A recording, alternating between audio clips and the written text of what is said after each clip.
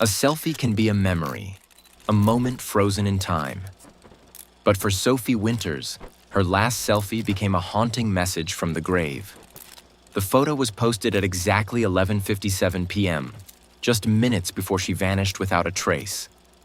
It was supposed to be an innocent snap of Sophie, glowing with a smile on her face, standing in front of the iconic landmark on her solo trip. But there was something off, something terrifying.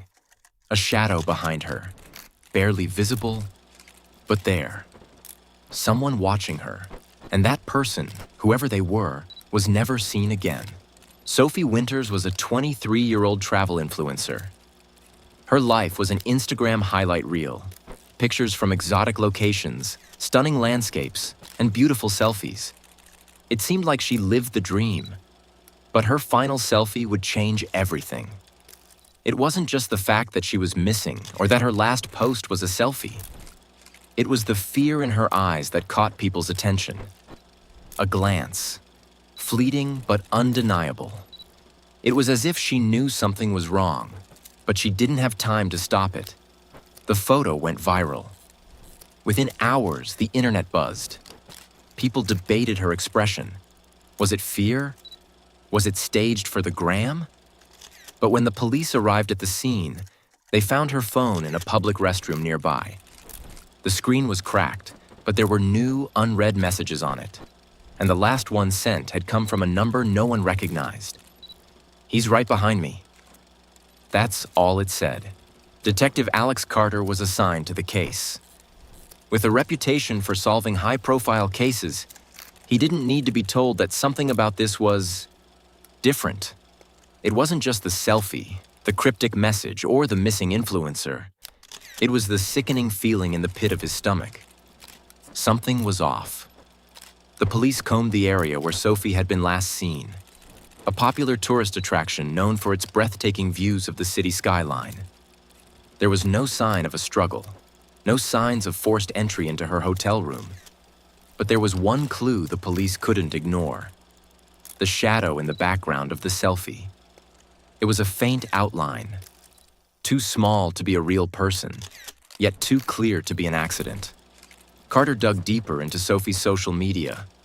It wasn't just her travel posts that caught his attention. There was something darker beneath the filters. Sophie had been receiving creepy messages for weeks, cryptic comments and DMS. But Sophie had brushed it off. "Just another weirdo," she'd said to her followers. One particular message stood out: "You'll never make it out alive." It was from an anonymous account, no name, no face, just the chilling words. It had been sent a week before her disappearance. Sophie had ignored it, just like the others. But now those words felt like a warning. As Carter investigated further, he discovered something chilling. Sophie had made a video on her phone just hours before she went missing. She had uploaded it to her cloud storage, but had never published it online. In the video, Sophie is walking through the streets at dusk, the camera shaky. She looks over her shoulder nervously. "I think I'm being followed," she says, voice trembling. "I keep seeing someone in the crowds, and they're getting closer. I don't know who it is, but..." Then the footage cuts off abruptly. Carter didn't waste a second. He worked tirelessly to track down the shadowy figure in the selfie. It wasn't easy. The figure in the background appeared to be wearing a large, dark hoodie, their face partially obscured by the angle. But Carter was a pro. He had the photo enhanced by experts, looking for anything that might reveal the identity of the person. Then, a breakthrough. One of the hotel staff recognized the person in the blurry photo. They remembered a man who had been acting suspiciously around the time Sophie checked in. A regular at the local bar, an odd, quiet figure, who went by the name Leo. No last name, no other details. Carter couldn't shake the feeling. The man had been too close. He had been too invisible, blending into the background, almost as if he was meant to be unnoticed. When Carter tracked Leo down, he found something even more chilling. Leo wasn't a random tourist. He was part of an underground group, a group who used social media to stalk and trap influencers for darker purposes. And Sophie had unknowingly become their next victim. Leo confessed, but not before revealing the most terrifying detail of all. Sophie wasn't the first. She had been chosen, targeted, trapped. There were others who had vanished in the same way, their disappearances all linked to an online network, one that had been operating in the shadows for years, using social media to find their prey. And they had known Sophie was next the moment she posted that selfie. But the twist? Sophie wasn't dead. Not yet.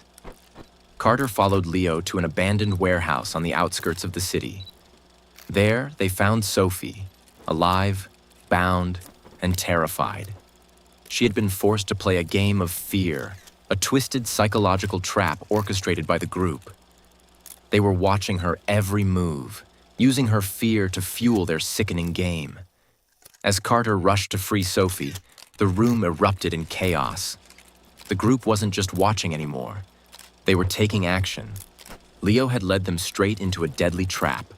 In the final moments, just as the police stormed in, Sophie managed to send one last message, a text to her followers, telling them the truth. Trust no one. The selfie was more than just a photo. It was a warning, a glimpse into a twisted world that no one could have imagined. Epilogue. The case made headlines worldwide. Sophie survived, but her life would never be the same. And the shadow in the background? He was never found. But Sophie knew something that no one else did. The real question wasn't who had taken her, or why. The question was, who was still watching? And they weren't done yet.